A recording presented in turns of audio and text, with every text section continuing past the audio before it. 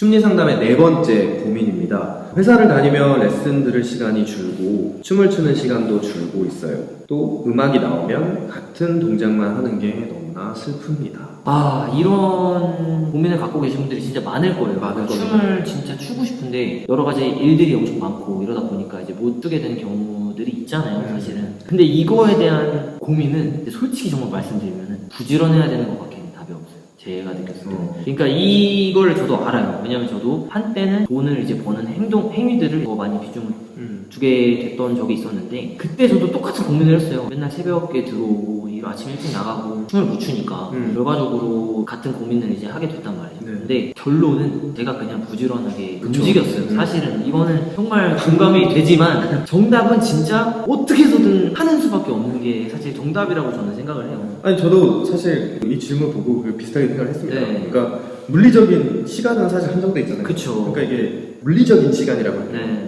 사실 시간은 눈에 보이진 않지만 어쨌든 딱 그게 있잖아요. 배터리처럼 딱 있단 말이에요. 맞아요. 그러니까 이걸 통제하는 능력이야말로 해결 방법이에요. 통제를 해야 돼요.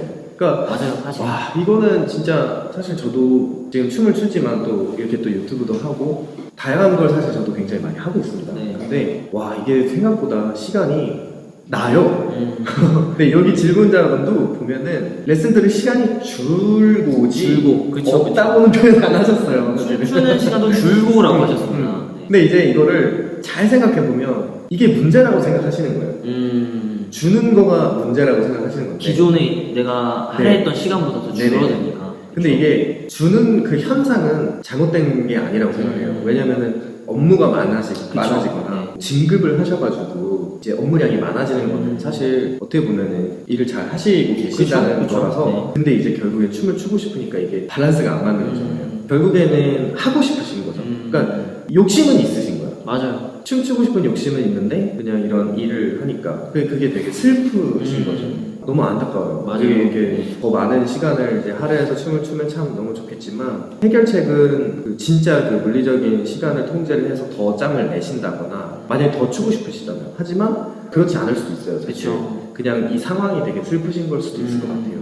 근데 분명한 거는 그래서 춤추시는 그 시간이 저는 되게 소중하실 것 같다는 생각이 들어요. 맞아요. 일주일에 딱 한 번 레슨 들어가는 게 너무 설레실 것 같기도 하고 정말 시간을 늘려드릴 수는 없는 거니까. 네. 그래서 어떻게 보면 또 이것도 마음가짐이겠죠. 내가 추는 그 순간을 되게 즐거워하고 내가 추는 그 순간에 누구랑 같이 추고 있는가 이런 경우도 있어요. 그렇게 시간이 없다고 해가지고 연습실 잡았는데 연습실 안에서 또 인스타하고 있는 거야. 그쵸.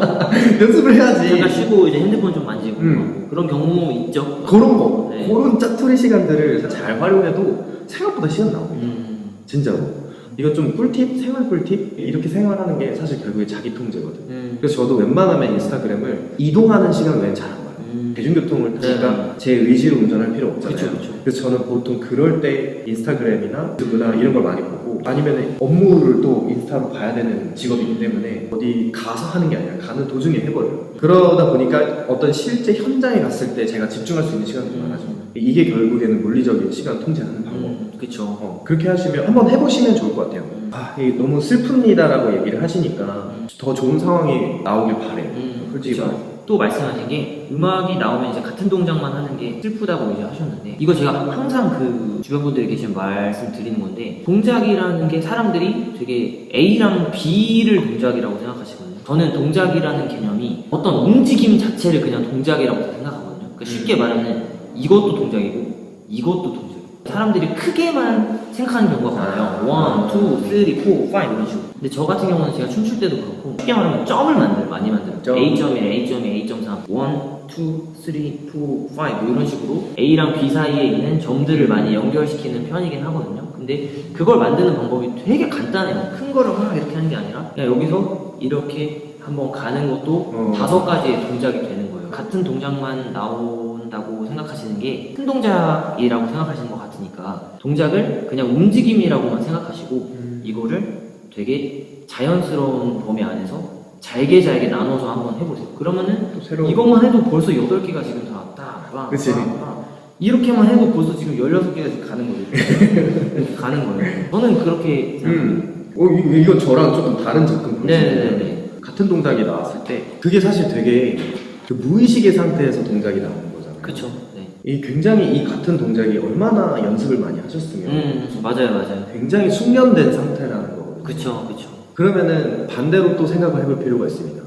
분명히 이 질문자님께서 할 수 있는 동작들이 굉장히 많으실 거예요. 맞아요. 근데 이 같은 동작만 나온다는 거는 이 동작이 제일 몸에 배웠다는 거죠. 그렇기 때문에 본인이 이제 연습을 하시면서 이런저런 동작들을 한번 탐구를 해보시고 평소에 나오지 않는 동작들도 잘하시는 동작 분명히 있어요. 근데 그런 동작들을 이제 다시 배게끔 리마인드를 계속 하는 거죠. 연습하실 때 새로운 동작을 아무리 많이 만들어도 몸에 배지 않으면 나오지 않아요. 특히나 프리스타일 할 때. 그쵸. 그래서 얼마만큼 그렇게 무의식 상태에서 잘 나오게 하느냐는 계속 탐구하고 연습 반복하고, 그리고 이제 결국에는 이 나오지 않는다는 게, 새로운 동작이 안 나온다는 건 본인이 알고 있는 이 바디랭귀지의 언어, 단어들이나 이 문법들이 한계에 봉착했다는 거거든요.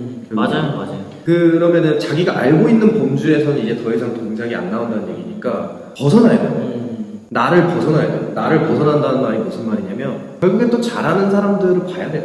가져오기도 하죠. 가져오기도 영상 같은 거 하고 보면서. 가져오지만 중요한 건 이제 가져올 때 자기화시켜서 가져와야 되는 게 중요한 거고, 많이 보고 많은 안무가 분들도 실제로 수업을 많이 다니세요. 맞아요. 전문 안무가 분들도 수업을 다니시면서 내가 쓰지 않는 밸런스, 내가 쓰지 않는 흐름들을 배우러 다닌단 말이죠. 맞아요. 근데 그게 베끼는 게 아니라 영감을 받는다는 표현을 여기서 하는 겁니다. 방금 이렇게 말씀해 주신 그런 한 동작을 쪼개 쓰는 방법이라든지 흐름의 방향을 뭐 역행한다든지 이런 거 되게 좋은 방법인 것 같고, 다른 분들의 춤을 보면서 한번 시도해 보는 것도 좋을 것 같고, 자기가 가지고 있는 거를 다시 한번 더 끄집어내서 반복하시는 것도 굉장히 좋을 것 같아요. 맞습니다. 근데 굉장히 좀 뭐랄까요, 시간이 없으실 텐데 요게 사실 시간이 굉장히 많이 걸리는 연습 방법이에요. 맞아요. 반드시 꼭 시간을 좀 찾으셔가지고 이 문제를 좀 해결했으면 좋겠습니다. 역시나 이번에도 피해갈 수 없는 한 줄평. 오늘의 한 줄평 먼저 말씀드리겠습니다. 시간은 효율적으로, 동작은 차근차근히 편하게 생각하시면 좋을 것 같습니다. 저는 오히려 이제 시간에 대한 부분 얘기를 많이 드렸으니까 두 번째 질문에 음악이 나오면 같은 동작만 하는 게 너무 슬픕니다. 요거에 대한 한 줄평은